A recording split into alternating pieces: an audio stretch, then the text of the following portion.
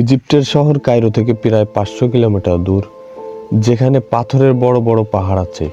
এই সব পাহাড়কে ভ্যালি অব দ্য কিংস বলা হয়।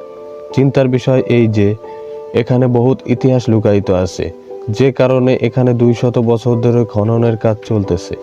আমাদের চ্যানেল জ্যাম টিভি বাংলাতে আপনাদের সকলকে স্বাগতম। প্রিয় দর্শক, আজ থেকে প্রায় 4500 বছর আগে যখন ইজিপ্ট অর্থাৎ মিশরের রাজারা মারা যেত, তখন তাদেরকে পিরামিড বানিয়ে তার ভিতরে দাফন করা হতো। যেসব রুমে রাজাদের সাথে সাথে সব খাজানাও সাজানো হতো। তারা মনে করতো মানুষের মারা যাওয়ার পর আফটার লাইফে সব খাজানা তাদের কাজে আসে। কিন্তু এত বড় বড় পিরামিড বানানোর অনেক সময় লাগতো, সাথে মেহনতও লাগতো।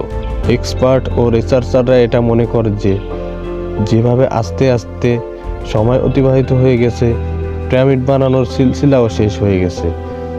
রাজাদের দাফন করার জন্য পাথরের বড় বড় পাহাড় চিহ্নিত করা হয়, যার কারণে ওই জায়গাকে ভ্যালি অব দ্য কিংস বলা হয়।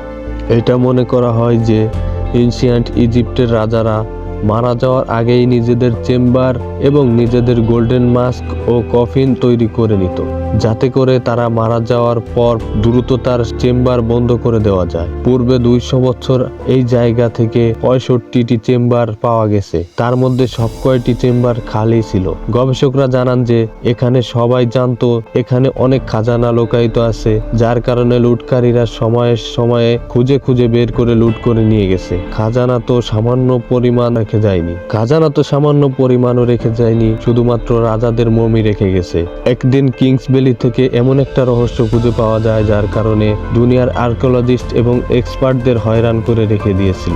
জি হ্যাঁ, 1922 British archaeologist Howard Carter king's ভ্যালিতে নিজের সাইডে কাজ করতেছিল। হঠাৎ ওনার নজর সিঁড়ির মতো একটা জিনিসের দিকে পড়ে। চিন্তার বিষয় এই যে স্টেপ পাহাড়ের ভিতর যাইতেছিল, যা দেখে হাওয়ার্ড কার্টার ধৈর্য ধরতে পারলেন না। তিনি সেখানে খননের কাজ শুরু করে দেন। খননকারী টিম খনন করতে করতে পাহাড়ের ভেতর অনেক স্টেপ বের করতে থাকে। এটা তো কনফার্ম ছিল যে পাহাড়ের ভিতর সিঁড়িগুলো কোনো না কোনো সিক্রেট জায়গায় নিয়ে যাবে। কিছু ফিট খনন করার পরে যে দৃশ্য দেখা গেল তা বিশ্বাস করা অনেক মুশকিল ছিল।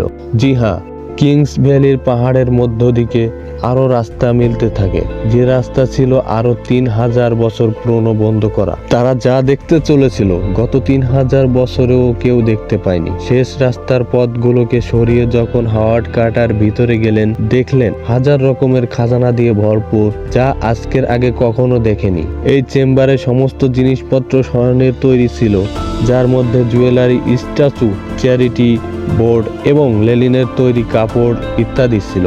তার ভিতরে আর একটা চেম্বার ছিল যেখানে গোল্ডেন কফিন এবং মমিও ছিল, যা কিনা অনেক সুন্দরভাবে প্রিজার্ভ করা ছিল। বাকি সমস্ত খাজানা বাদে শুধুমাত্র কফিনেই 90 কেজি পিওর গোল্ড ছিল। তার সাথে সাথে ওই চেম্বারে যে পেন্টিং গুলো ছিল সেগুলো এখনো ক্লিয়ার ছিল। হাওয়ার্ড কার্টারের এই ডিসকভারিতে পুরো দুনিয়া আর্কিওলজিস্ট অবাক হয়ে যায়, কেননা কিংস ভ্যালিতে পাওয়া এই প্রথম ছিল যা লুটকারীদের হাত থেকে অনেক দূরে ছিল। চেম্বারটি তো আসল হালাতে পাওয়া গেছিল, কিন্তু রিসার্চার্স এবং আর্কিওলজিস্টদের জন্য নতুন প্রশ্ন নিয়ে এসেছিল। রিসার্চারদের এই কথা বুঝে আসছিল না যে এখান থেকে পাওয়া মমি কোন রাজার ছিল, এমনকি দেওয়ালের পেন্টিং গুলো কিসের ইশারা দেয়। আর কিংস ভ্যালির অন্য জায়গা লুট করে নেওয়া হয়েছিল, কিন্তু এখানে লুটকারীদের হাত থেকে কিভাবে বেঁচে গেল? এগুলো এমন প্রশ্ন ছিল যা রিসার্চার এবং আর্কিওলজিস্টদের জন্য জানাও বহুত জরুরি ছিল। ওখানে পাওয়া মমি যখন ডিএনএ টেস্ট করে জানা যায়, সবাইকে অবাক করে ফেলে। মমির ডিএনএ টেস্ট থেকে জানা যায় যে এটা 18 বছরের একটি রাজার ছিল। যখন মমির ডিএনএ টেস্ট পাওয়া যাওয়া অন্য ডিএনএ টেস্টের সাথে মিলানো হয়, তখন জানা যায় তার বাবার মমি চেম্বার নাম্বার 55 এবং তার মার মমি চেম্বার নাম্বার 35-এ মিলেছিল। ওই রাজার নাম টুটানখামুন ছিল। যখন তার বাবার মারা যাওয়ার পর সে রাজা হয়, তখন মাত্র 8 বছর ছিল। তার রাজত্বের মাত্র 10 বছরের মধ্যে সে মারা যায়। এখন এটা তো জানা গেছিল যে মমিটি কার ছিল, কিন্তু ওই সময় এমন টেকনোলজিও ছিল না যার দ্বারা জানা যেতে পারে বাকি প্রশ্নগুলোর উত্তর কি। শেষ পর্যন্ত 1939-এ 18 ডেনসিটির রাজা টুটানখামুনের মমি তালাশ করা ব্যক্তিও হাওয়ার্ড কার্টার দুনিয়া থেকে চলে যায়। তার চলে যাওয়ার পরে সেখানকার রিসার্চের কাজ বন্ধ হয়ে যায়। কিন্তু কিছু বছর পর যখন টেকনোলজি অনেক উন্নত হয়, টুটানখামুনের মিস্ট্রি সলভ করার জন্য একবার পুনরায় রিসার্চের কাজ শুরু করা হয়। ইজিপ্টোলজিস্ট আলিয়া ইসমাইল টেকনোলজির সাহায্যে মিস্ট্রিগুলোকে সলভ করার জন্য মাঠে নেমে পড়ে। তারা এই রাজার ব্যাপারে জানার উদ্দেশ্য ছিল, যা কিনা 3000 বছর আগে বেঁচে ছিল। কিন্তু সেটা কিভাবে লুটকারীদের হাত থেকে বেঁচে গেল, এটা জানাও আলিয়ার জন্য বহুত জরুরি ছিল। সবার প্রথমে ওয়ালের পেন্টিং বোঝার জন্য সেখানে স্ক্যানিং করা হয়। তারপর যখন সফটওয়্যারের ভিতরে রান করা হয়, এক এক করে সব রহস্য থেকে পর্দা উঠে যায়। ওয়াল পেন্টিং এর স্ক্যানিং যখন জুম করে দেখা হয়, তার উপর এখনো পর্যন্ত পেন্টিং এর ব্রাশের দাগ লেগেছিল। আলিয়ার কথা ছিল যে এটা তখনই দেখা যায় যখন প্লাস্টার ভেজা অবস্থায় তার উপরে পেন্টিং এর কাজ করা হয়। কেননা এই স্ট্রাকচারটি 36 ফিট পাহাড়ের ভিতরে ছিল, যার কারণে সেখানে বাতাস যাওয়ার কোনো ব্যবস্থা ছিল না। এজন্য এটা বোঝা যাচ্ছিল যে যখন পেন্টিং এর কাজ চলছিল তখন প্লাস্টারটি ভেজা ছিল। হয়তোবা তাদের কাছে বহুত কম সময় ছিল, যার কারণে ভেজা প্লাস্টারের উপরে পেন্টিং এর কাজ শুরু করা হয়। এত বেশি ডেকোরেশন এবং এত কষ্ট করে করা এই জায়গা, এমন কি হয়েছিল তাদের কাছে এত কম সময় ছিল, প্লাস্টার শুকানোর সময়ও ছিল। এটা জানার জন্য একবার ডিএনএ টেস্টের উপর নজর দেওয়া হয়। তারপর যে ডিসকভারি সামনে আসে সেটা ছিল সব থেকে বড় ডিসকভারি।